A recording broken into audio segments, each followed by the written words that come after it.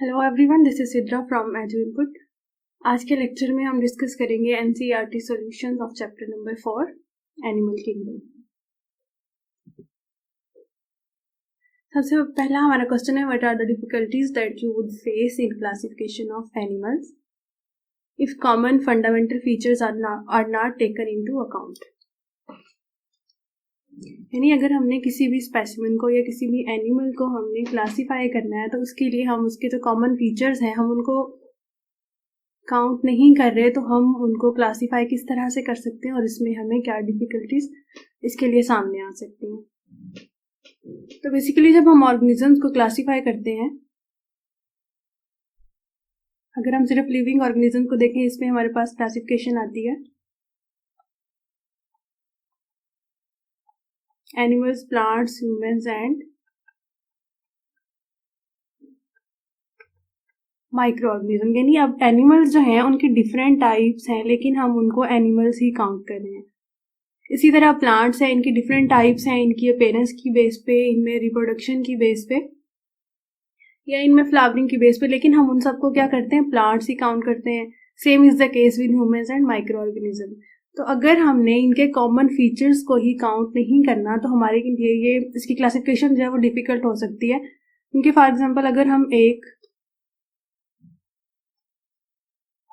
Specific feature ले लेते हैं तो ये हर ऑर्गेनिज्म का या हर एनिमल का जो है एक फीचर अगर हम डिस्कस करने लगेंगे, उसको काउंट करने लगेंगे, तो इससे क्या होगा, हर ऑर्गेनिज्म जो है वो एक डिफरेंट कैटेगरी में आएगा। फॉर एग्जाम्पल अगर हम पैरेट, इसमें हम स्पेसिफिक कैरेक्टरिस्टिक ले रहे हैं उसकी बीक का जो कलर है, या हम उसकी अपीयरेंस की बेस पे, उसका जो उसके फीदर्स का कलर है उसकी बेस पे अगर हम करते हैं, तो इससे क्या होगा कि पैरेट्स जो है red, green, orange and combined colour combination. अब क्या होगा, रेड पैरेट जो है वो एक कैटेगरी में आएगा, ग्रीन एक में आएगा, ऑरेंज अलग से कैटेगरी में आएगा, और डिफरेंट कॉम्बिनेशन के साथ जो पैरेट्स हैं वो एक अलग कैटेगरी में आ जाएंगे। तो यानी हमारे लिए मुश्किल ये होगा कि अगर हम किसी एक स्पेसिफिक फीचर को काउंट करते हैं तो उसके लिए हमारे पास बहुत ज़्यादा कैटेगरीज बन जाएंगी। सो बेसिकली क्लासिफिकेशन के लिए हम क्या काउंट करते हैं, कॉमन फंडामेंटल फीचर्स ही काउंट करते हैं। नेक्स्ट क्वेश्चन है, if you are given a specimen what are the steps that you would follow to classify it. यानी अगर हमारे पास कोई स्पेसिमेन गिवन है और हमने उसको क्लासीफाई करना है तो हम किस बेस पे करेंगे। सबसे पहले हम ये देखते हैं कि हम उसको क्लासीफाई कर रहे हैं तो level of classification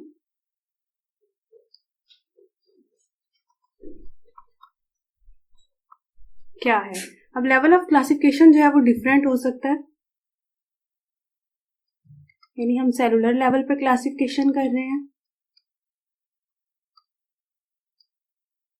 tissue level पे या ऑर्गन लेवल पे। सेकेंड चीज जो हम क्लासिफिकेशन के लिए काउंट करते हैं वो होता है बॉडी कैविटी। यानी उस ऑर्गेनिज्म के अंदर बॉडी कैविटी एब्सेंट है या वो प्रेजेंट है। यानी ये वो चीजें हैं जिनको हम काउंट कर रहे हैं उनको क्लासिफाई करने के लिए। इसके अलावा हम क्लासिफिकेशन करने के लिए देखते हैं टाइप्स ऑफ बॉडी सिमेट्री। यानी उसको सिमेट्रिकली हम देखते हैं कि उसकी बॉडी सिमेट्री कौन सी है। इसमें भी फिर फर्दर टाइप्स आ जाती हैं कि वो रेडियल है या बाइरेडियल सिमेट्री है। नेक्स्ट हम देखते हैं टाइप्स ऑफ सिलोम डेवलपमेंट। यानी सिलोम क्या है, बेसिकली एक फ्लूइड है जो उनकी बॉडी कैविटी के अंदर प्रेजेंट होता है। तो हम जब उनको क्लासीफाई करते हैं तो हम ये भी देखते हैं कि सिलोम डेवलपमेंट जो है वो किस तरह से हुई है। यानी वो एसिलोम है, यानी सिलोम इसमें क्या होगा, एब्सेंट है,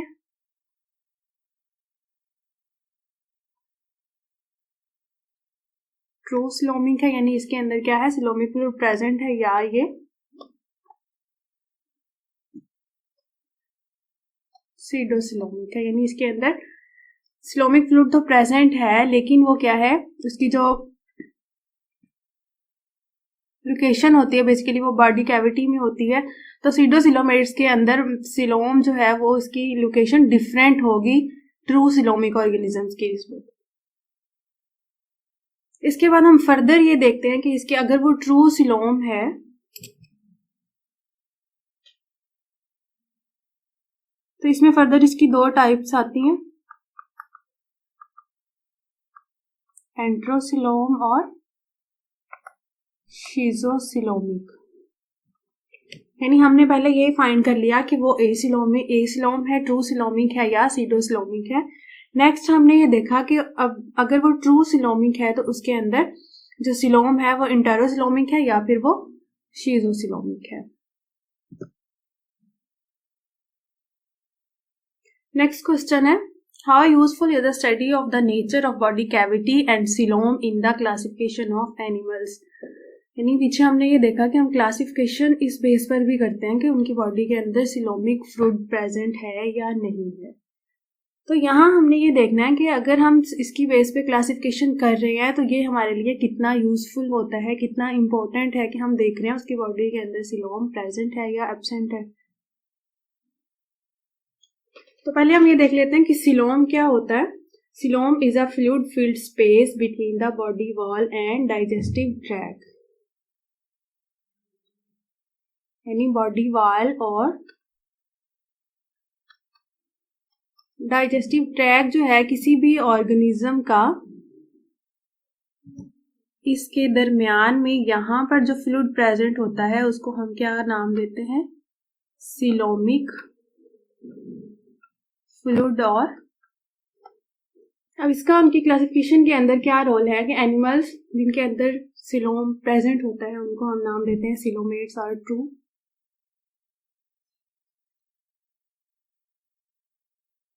सिलोम जिनके अंदर प्रेजेंट है उन ऑर्गेनिजम्स को हम नाम देते हैं सिलोमेट्स, यानी इनके अंदर सिलोमिक फ्लूइड क्या होगा, प्रेजेंट होगा।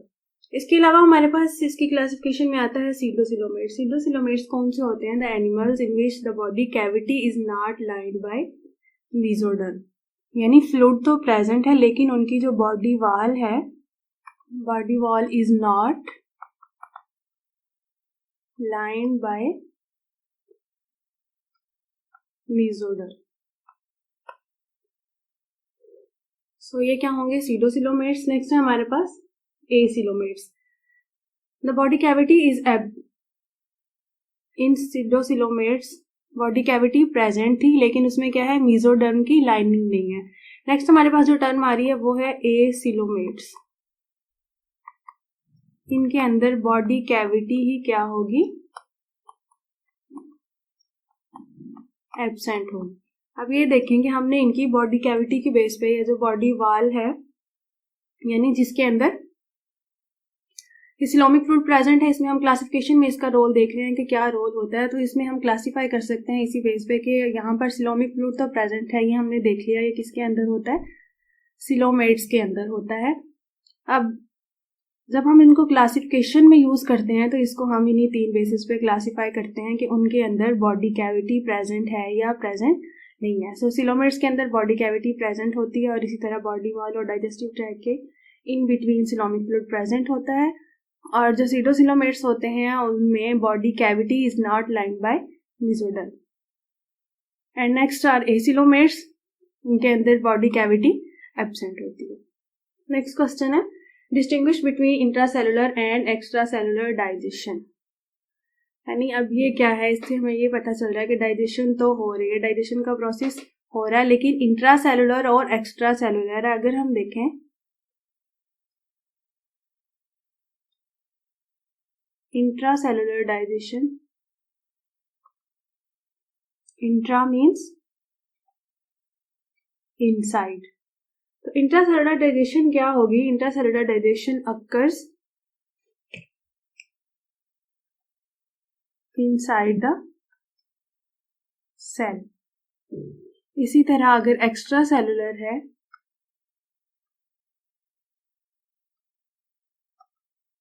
तो ये क्या होगी,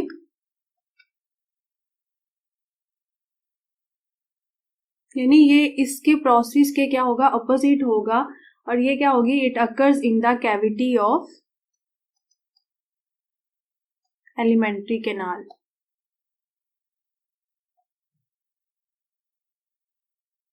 यानी यहाँ पर क्या हो रही है, सेल के अंदर डाइजेशन हो रही है, और एक्स्ट्रा सेलुलर डाइजेशन के प्रोसेस में डाइजेशन कहाँ पर होगी, एलिमेंट्री कैनाल के अंदर।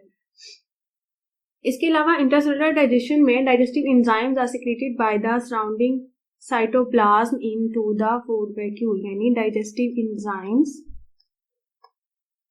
जो इस फूड को या डाइजेशन में जो हेल्प करेंगे वो कौन सिक्रेट कर रहा है, साइटोप्लाज्म, किसके अंदर, फूड वैक्यूल के अंदर। और यहाँ पर क्या होगी फिर, डाइजेशन होगी। नेक्स्ट एक्स्ट्रा सेलुलर डाइजेशन अगर हम देखें, इसमें डाइजेस्टिव एंजाइम सिक्रेट किए जाते हैं। इसके डाइजेस्टिव एंजाइम सेल से एलिमेंट्री कैनाल में सिक्रेट किए जाएंगे, क्योंकि यहाँ पर डाइजेशन कहाँ हो रही है, एलिमेंट्री कैनाल में हो रही है। इसके बाद इसकी डाइजेशन हो गई, डाइजेस्टिव प्रोडक्ट्स आ जाती हैं। इंट्रासेलुलर डाइजेशन में डाइजेस्टिव प्रोडक्ट्स जो है, यानी फाइनल डाइजेशन के बाद जो हमारे पास फाइनल प्रोडक्ट बनता है उसको हम कहते हैं digestive products. It is diffused into cytoplasm. यानी सेल के वैक्यूल के अंदर डाइजेशन होगी, यहाँ पर क्या हो रही है, डाइजेशन हो रही है, और यहाँ से फिर वो डिफ्यूज कर दिया जाएगा उसका फाइनल प्रोडक्ट कहाँ, साइटोप्लाज्म के अंदर। जबकि एक्स्ट्रा सेलुलर डाइजेशन में digestive product diffuse across the intestinal wall, इसके अंदर कहाँ डिफ्यूज हो रही है, साइटोप्लाज्म में, और इसके अंदर final product will diffuse across intestinal wall, और उसके बाद further into different parts of body. इसके बाद इसकी एग्जांपल देख लेते हैं कि इंट्रासेलुलर डाइजेशन जो है, it is less efficient process,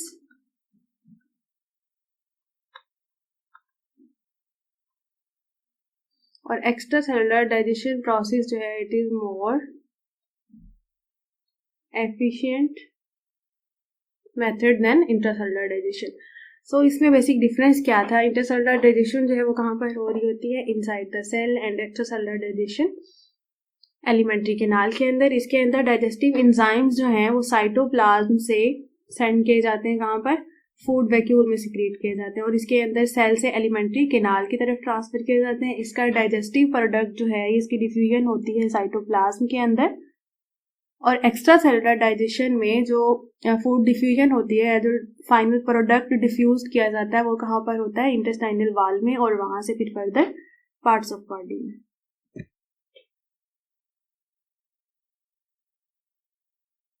next question है, what is the difference between direct and indirect development. Direct and indirect development. Direct development क्या होता है, direct development is a type of development in which an embryo develops into a mature individual. यानी एक embryo है, इसकी development हो रही है किसमें, मैच्योर इंडिविजुअल में। सबके इनडायरेक्ट में क्या होता है, it is a type of development that involves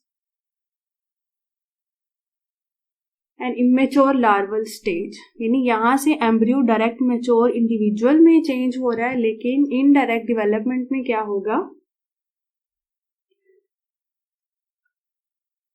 embryo जो है इसका नेक्स्ट स्टेज क्या होगा, लार्वल स्टेज, और फिर ये क्या होगा, एडल्ट में चेंज होगा, जिसकी क्या होगी, फूड रिक्वायरमेंट्स जो हैं वो लार्वल स्टेज से डिफरेंट होंगी। यानी इसमें ये तो है एम्ब्रियो पहले लार्वल स्टेज में जा रहा है, वहाँ से एडल्ट स्टेज की तरफ जा रहा है, लेकिन यहाँ पर जो फूड रिक्वायरमेंट्स होंगी इसकी वो सेम नहीं रहेंगी जब वो एडल्ट में चेंज हो जाएगा। डायरेक्ट डेवलपमेंट के अंदर मेटामॉर्फोसिस इज एब्सेंट, यानी मेटामॉर्फोसिस का प्रेजेंट प्रोसेस इसके अंदर नहीं होता। और इनडायरेक्ट के अंदर मेटामॉर्फोसिस होता है, लेकिन उसमें क्या होता है,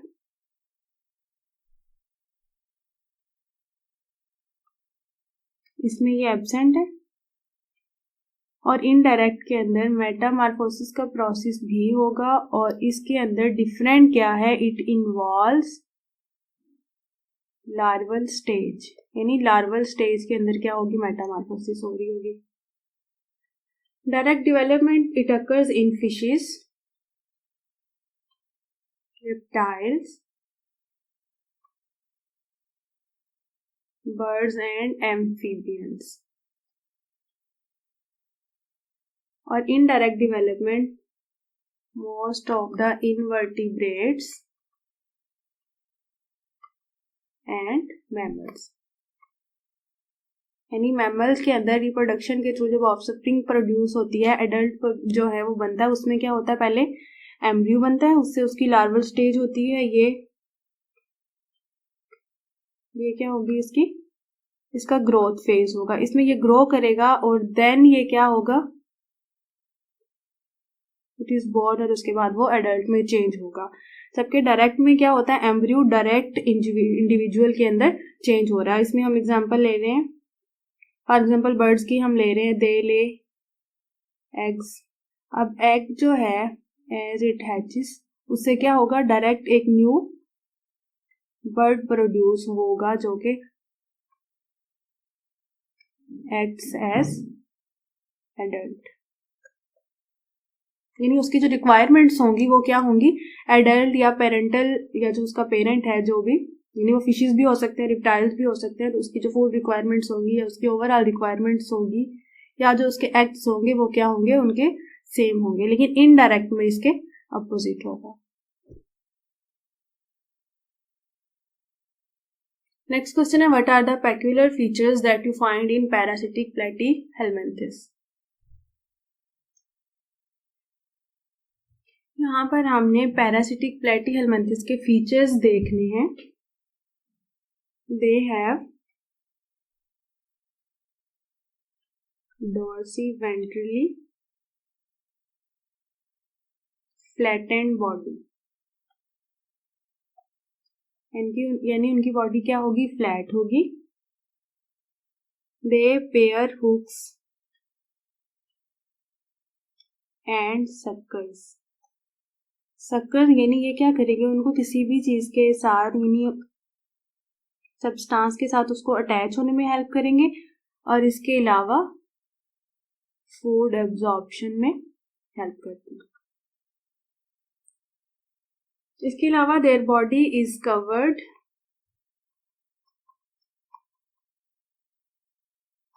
विद थिक टेगुमेंट,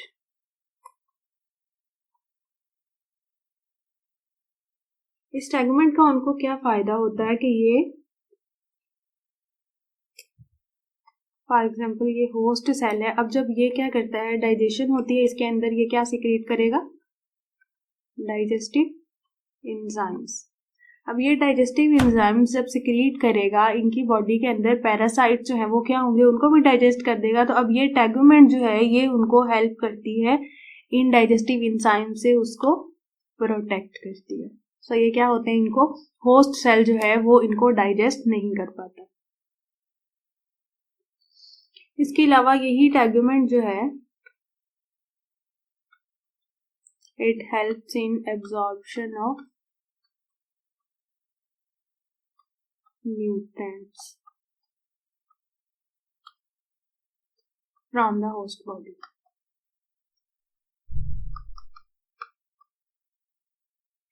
सो ये थे पैरासिटिक प्लेटीहेल्मिन्थस के कैरेक्टर्स। सबसे पहला कौन सा, डार्सोवेंट्रली फ्लैटेंड बॉडी, यानी इनकी बॉडी जो है वो फ्लैट होती है, और डार्सोवेंट्रल यानी डॉर्सल और वेंट्रल होती है।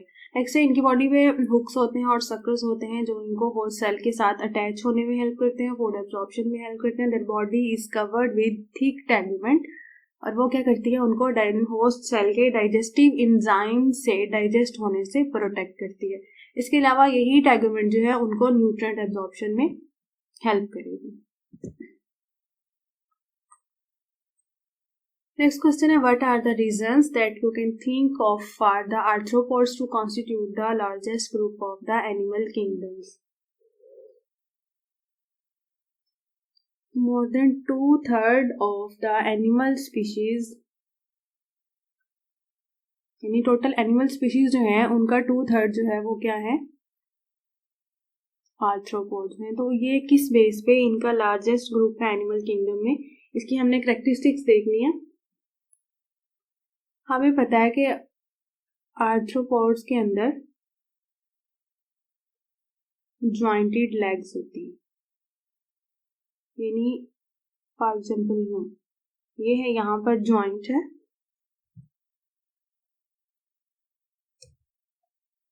यहाँ पर क्या होगा, ज्वाइंट है, और यहाँ पर इनका क्या है, यानी इनके अंदर क्या होती हैं, ज्वाइंटेड लेग्स होती हैं। ये इनको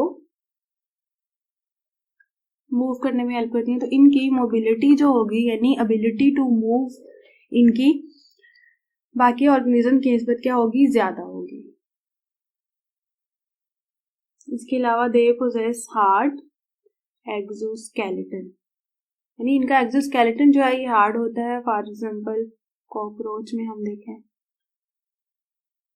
इसमें एक्सोस्केलेटन होता है। जब हार्ड एक्सोस्केलेटन है तो ये इनको क्या करेगा, इनकी बॉडी को प्रोटेक्ट करेगा फ्रॉम इन्वायरमेंटल इफेक्ट्स।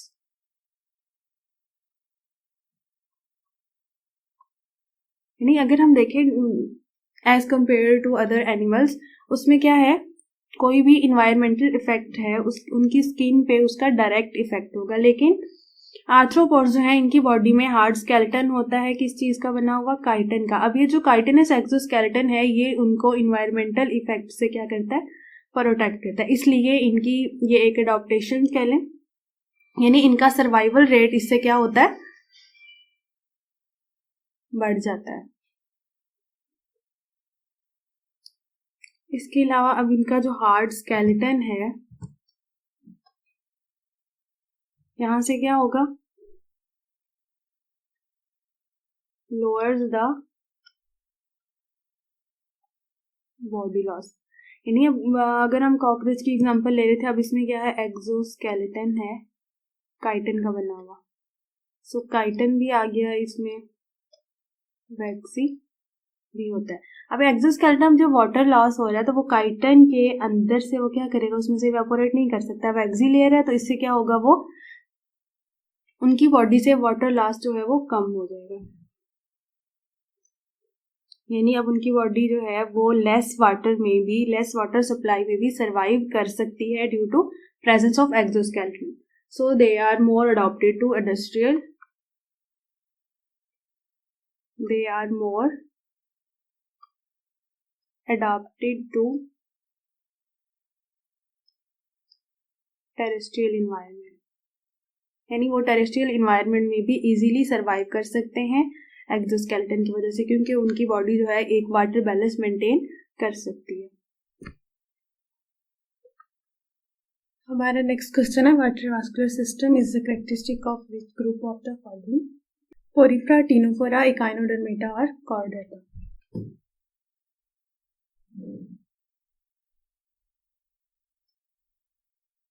पहले हम यही देख लेते हैं कि वाटर वास्कुलर सिस्टम होता क्या है। वाटर वास्कुलर सिस्टम यानी इनका जो वास्कुलर सिस्टम होता है वो डिपेंड कर रहा होता है वाटर पे। It consist of N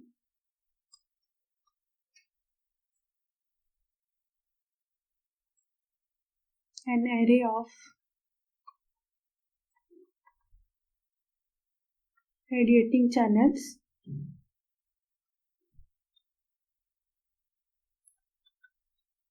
tube feet ये इस तरह से ये जो है अब यहाँ पर जो वास्कुलर सिस्टम इसका है, इसके अंदर क्या होते हैं, ट्यूब फिट होते हैं।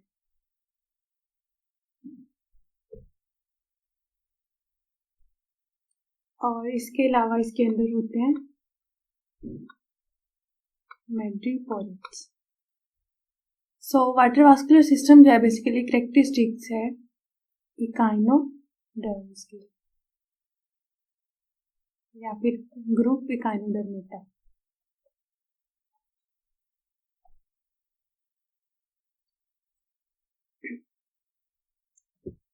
और नेक्स्ट क्वेश्चन है, all vertebrates are chordates but all chordates are not vertebrates, justify the statement. यानी जितने भी वर्टिब्रेट्स हैं वो क्या हैं, कॉर्डेट्स हैं, लेकिन ये जरूरी नहीं है कि जो कॉर्डेट्स हैं वो सारे वर्टिब्रेट हैं। तो तमाम वर्टिब्रेट्स जो हैं वो कॉर्डेट्स किस तरह से होते हैं कि जो इनका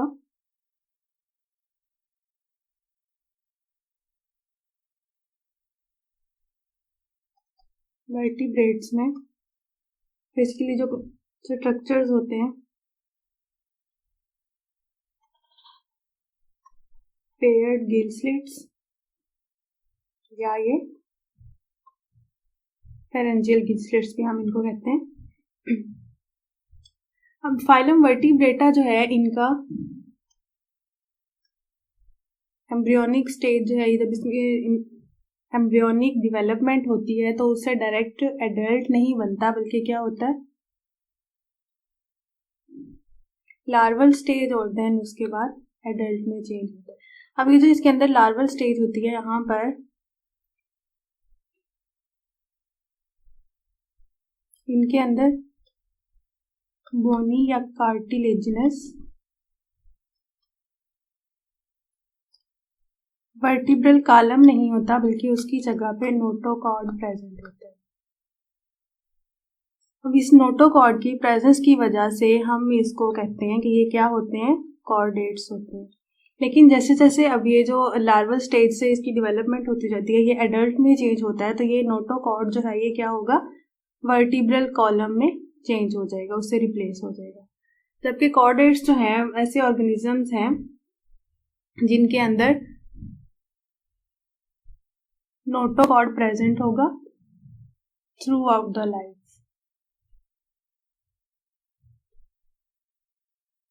यानी वर्टिब्रेट्स की तरह सब फाइलम वर्टिब्रेटा की तरह इसके अंदर ये नहीं होगा कि लार्वल स्टेज के अंदर नोटोकॉर्ड हो और जैसे जैसे उसकी डेवलपमेंट होती जाएगी उसके अंदर वर्टिब्रल कॉलम की डेवलपमेंट नहीं होगी, बल्कि इसमें क्या होगा, जो नोटोकॉर्ड है वो through out the life present रहेगा।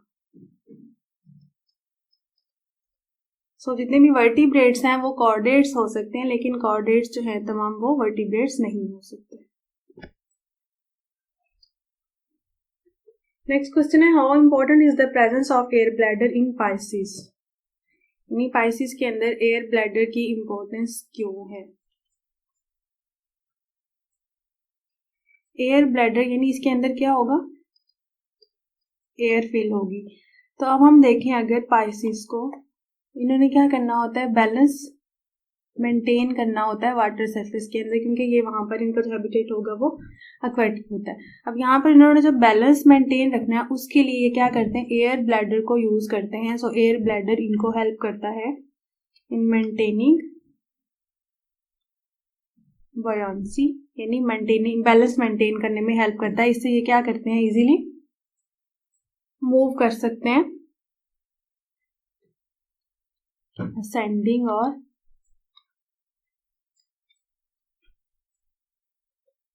डिसेंडिंग वे में अगेंस्ट वाटर करंट। यानी अगर ये वाटर के अंदर एक्वेटिक हैबिटेट के अंदर ये मूव कर रहे हैं तो वहां पर इनको वाटर करंट के अगेंस्ट मूव करना है, असेंडिंग ऑर्डर में या डिसेंडिंग ऑर्डर में। तो उसके लिए क्या करते हैं, एयर ब्लैडर को यूज करते हैं, क्योंकि इसके अंदर एयर फील होती है जो इनको हेल्प करती है बायोंसी में, इनके बैलेंस मेंटेन करने में। सो ये इजीली मूव कर सकते हैं।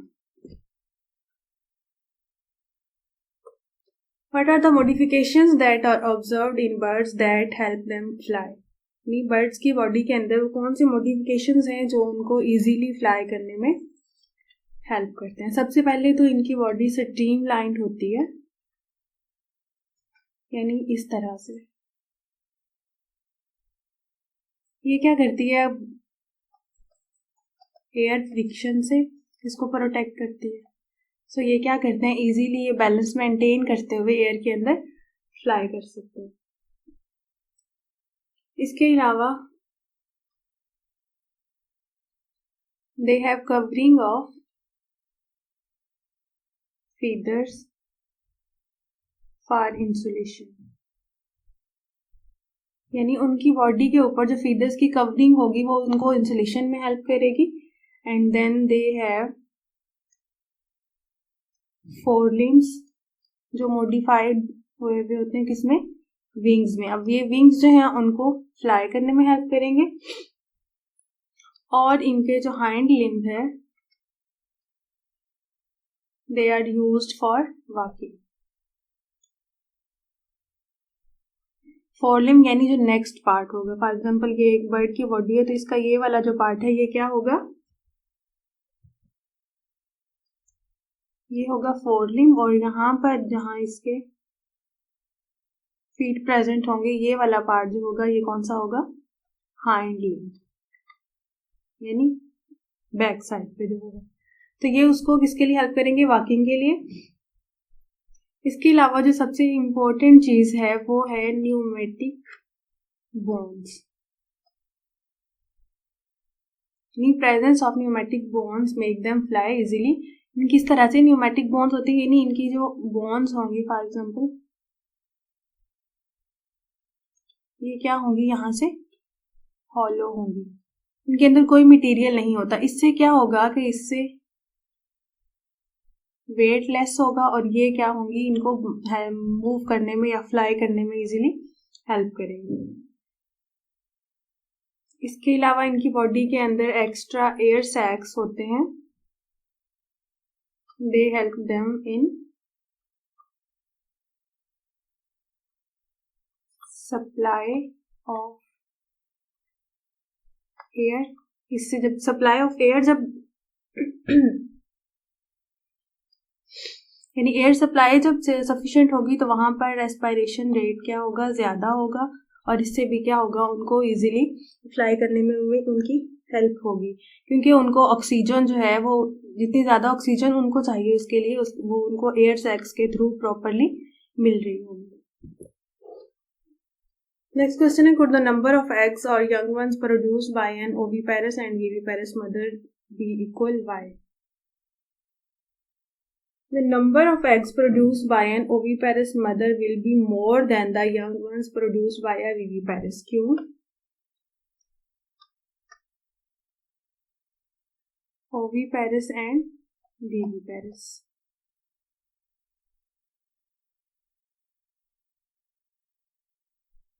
ओविपेरस ऑर्गेनिजम्स जो होते हैं इनमें क्या होगा, जो डेवलपमेंट होती है और न्यू ऑर्गेनिज्म की ये डेवलपमेंट उसकी क्या होगी, आउटसाइड द बॉडी, यानी वो क्या करेंगे, दे ले एग्स।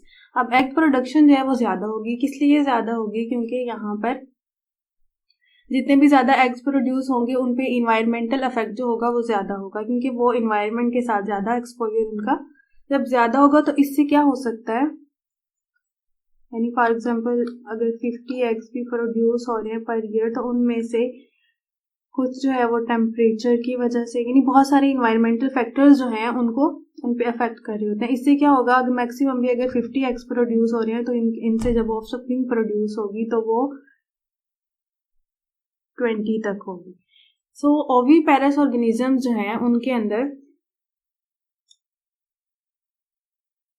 चांसेस ज्यादा होते हैं इसके कि वो यंग वंस, उनके जो ज्यादा नंबर ऑफ यंग वंस ज्यादा हो सकते हैं विविपेरस ऑर्गेनिजम्स की निस्बत, जिनके अंदर क्या होता है, ऑर्गेनिज्म डेवलपमेंट हो रही है, यानी एम्ब्रियो डेवलप होगा, एम्ब्रियो बना उससे वो लार्वल स्टेज में एंड देन वो फाइनल एक होल इंडिविजुअल में चेंज होगा। ये क्या होगा, टाइम टेकिंग प्रोसेस होगा, लेकिन इसमें ये क्या है, मोर सेफ, ओवीपेरस की निस्बत ये क्या होगी, ज़्यादा सेफ होगी, लेकिन इसमें रिप्रोडक्शन ऑफ यंग वंस जो है वो कम होगी ओवीपेरस ऑर्गेनिजम्स की निस्बत। नेक्स्ट क्वेश्चन है, segmentation in the body is first observed in which of the following, platyhelminthes, aschelminthes, annelida और आर्थ्रोपोड। यानी सबसे पहले सेगमेंटेशन ऑफ द बॉडी किन ऑर्गेनिजम्स में ऑब्जर्व की गई थी, तो सबसे पहले ये एनिलिडा में ऑब्जर्व की गई थी। एनिलिडा मीन लिटल रिंग्स, यानी इसको नेम भी किस बेस पे दिया गया, इसकी बॉडी की सेगमेंटेशन बेस में लिटल रिंग्स बनते हैं, इसीलिए इनको नाम दिया गया एनिलिडा का।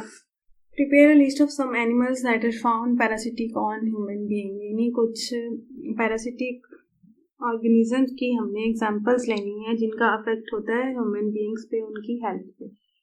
तो सबसे पहले हम देख लेते हैं टेपवर्म,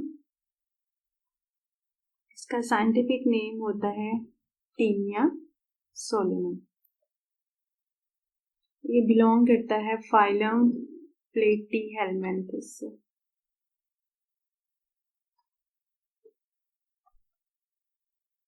बेसिकली ये वर्म्स ही हैं जो ह्यूमन बीइंग पे इनका इम्पैक्ट जो है वो बाकी पैरासाइट्स की निस्बत क्या होता है, ज़्यादा होता है। Second one is fasciola hepatica. Common name इसका है लिवर फ्लूक, यानी ये लिवर डिजीजेस काज करता है और इसका भी फाइलम प्लेटीहेलमिन्थस से ही बिलोंग करता है। डिजीजेस जो ये काज करता है, they might be nausea, vomiting, diarrhea, and it also disturbs liver functioning. Next one है Ascaris lumbricoides। कॉमन नेम इसका होता है round worm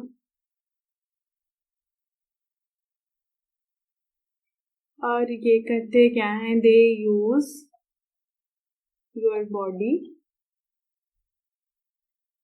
as a host, यानी ये ह्यूमन बॉडी को यूज करते हैं एज अ होस्ट और इनके जो एग्स होते हैं उससे ये क्या करेंगे, न्यू ऑफस्प्रिंग जो है उसको प्रोड्यूस करेंगे। यानी ह्यूमंस को वो यूज करते हुए, उनकी बॉडी को एज अ होस्ट यूज करते हुए वहां पर वो क्या करेंगे, मल्टीप्लाई होंगे और उनकी डेवलपमेंट उनकी बॉडी के अंदर होगी। Next one is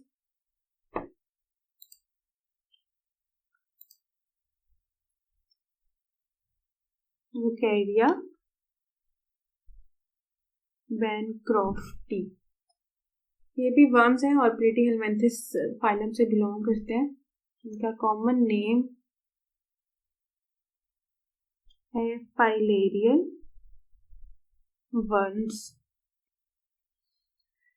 Total 90% of the infections are due to Vitellia bancrofti.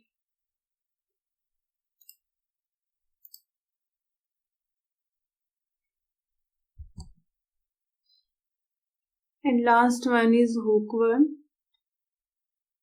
Scientific name इनका होता है encyclostoma।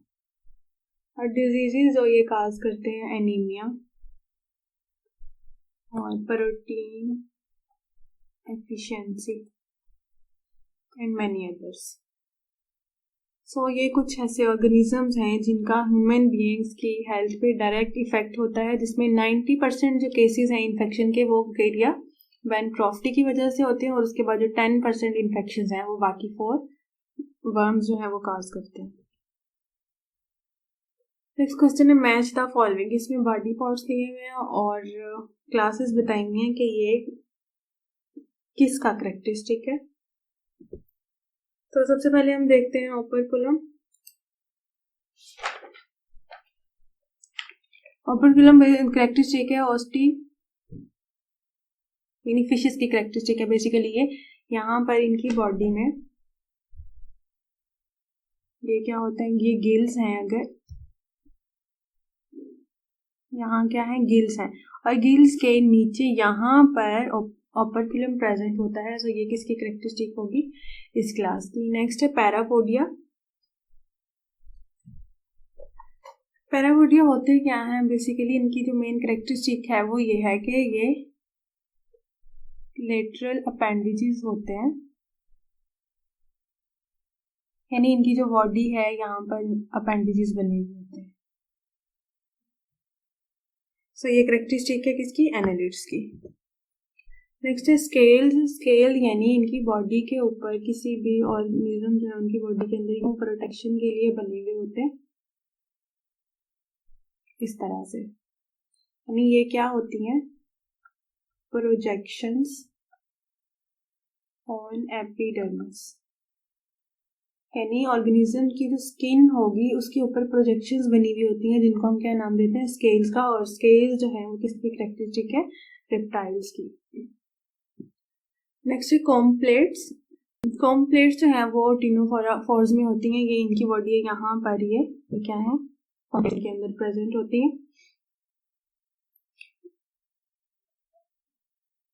कॉम्प्लेट होता क्या है, कॉम्प्लेट्स आर स्ट्रक्चर्स विद सीलिया, यानी ये स्ट्रक्चर्स हैं और इनके ऊपर क्या प्रेजेंट होता है, सीलिया प्रेजेंट है, और ये करेक्टरिस्टिक है कि टिनोफोर्स की।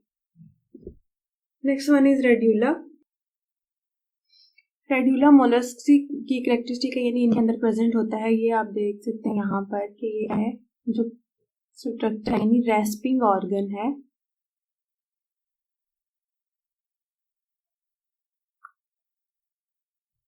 जो काइटिन का बना होता है, सो हम इसको क्या कहेंगे, काइटिनस ऑर्गन। ये उनको हेल्प करता है कि कोई भी जो फूड प्रोडक्ट है उसको रेस्प करने में, उसको उसकी ब्रेक डाउन करने के लिए और फिर उसको एब्जॉर्ब करने में। नेक्स्ट है गिल्स। गिल्स प्रेजेंट होते हैं साइक्लोस्टोमेटा में एंड कॉन्ड्रिक्टाइज में, यानी ये गिल्स हैं, इनके अंदर ये ओपनिंग्स बनी हुई होती हैं जिनको हम नाम देते हैं गिल स्लिट्स का। साइक्लोस्टोमेटा यानी यहाँ पर स्टोमेटा से मुराद वो स्टोमेटा नहीं है जो प्लांट्स के अंदर प्रेजेंट होते हैं, यहाँ पर stomata is referring to opening. So ये गिल्स के फिशेस में जो गिल स्लिट्स प्रेजेंट होते हैं ये क्या होती हैं, बेसिकली ओपनिंग्स होती हैं। इसके अलावा हेयर्स था, और हेयर जो है वो करेक्टरिस्टिक होती है, हमें पता है किसकी, मैमल्स की, यानी ये आउट ग्रोथ होती है स्किन के ऊपर। सो ये था हमारा आज का लेक्चर। अगर इस लेक्चर के हवाले से आपका कोई क्वेश्चन हो तो आप वो कमेंट सेक्शन में पूछ सकते हैं या आप विजिट कर सकते हैं eduinput.com। Thank you.